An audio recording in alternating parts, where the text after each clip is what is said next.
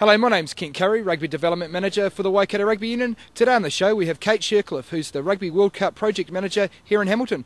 Welcome to the show, Kate. What does a Project Manager do?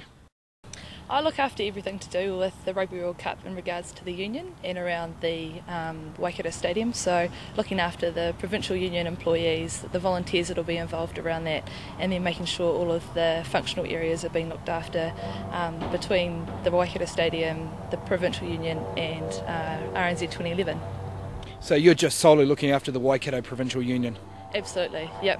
We've got 3 games here, so that'll be 3 pretty major events. So we're pretty hard-working people here in the Waikato, aren't we? Do we have enough volunteers? We've been actually overwhelmed with the amount of volunteers we've had.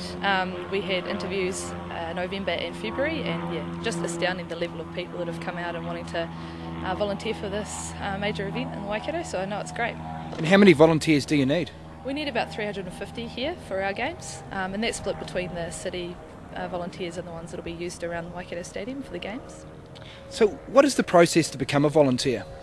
We started off with the interviews in November and February, and now we're going to rolling out the roll offers, which comes via the email system from RNZ 2011, and we're onto our online training segment, which will start in the next week, and then there'll be at venue training, which will be specific to the roles, and then into the tournament.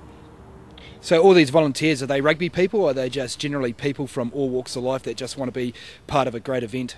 We have a huge amount of rugby volunteers, which we're really grateful. They have a huge knowledge of the game and the Waikato, which is exactly what we want. But we were lucky enough to have the World Rowing Champs here, and that brought out a lot of people who decided that volunteering is a good thing and a good use of their time. So, just the level is outstanding to see who's coming out and, showcasing the Waikato as best we can. And I guess it's a great thing to have on your CV as well. Oh, absolutely. Yep, for sure. So, Kate, how many teams are staying in Hamilton during the World Cup? We're lucky, we've got 5 for the games. So we've got New Zealand-Japan's our first game on the 16th of September, and Japan are only here for 3 days, but we've got the All Blacks here for a week. The next game's Wales-Samoa, so Samoa are only here for the 3 days again, but we have Wales here for a week at that time, and then they come back for their second game in the Waikato against Fiji on the 2nd of October, so we've basically got Wales here for 2 weeks, which is, will be awesome. And are they staying centrally here in Hamilton, or are they staying out in the out in the region more? Yeah, we've got all of the teams are basically staying in Hamilton, just because they've got to be close to the grounds and all of their training venues. So just Hamilton, which is handy, but they'll be out visiting the regions. And where are the training venues?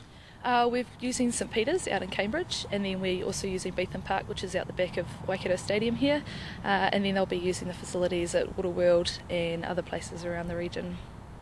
So can Joe Punter go and watch team trainings? We're just working through that at the moment. Obviously there's a huge amount of security and accreditation and things we need to look after, plus the teams are here to play rugby, so they need to get their training time in like any other rugby team. So we're just working through that at the moment, but hopefully we'll have a couple of open training sessions people can come along to. Will there be much community engagement from the teams? Like, will they get out and go to the primary schools and do things like that? Yeah, absolutely. We worked with people from every different team, so we worked with the Japanese public who are here, the Samoans, the Fijians and everyone, and put together a document that we sent away to every team to ask that they come along and do some community engagement. So whether it's going out to Waitomo Caves on a tourist attraction, or whether they just want to come in and chat to a primary school, we've definitely given them a lot of different options. So we're working towards that, and we'll find out in the next couple of weeks. And just finally, important question, where is Party Central in Hamilton? Are we going to have one?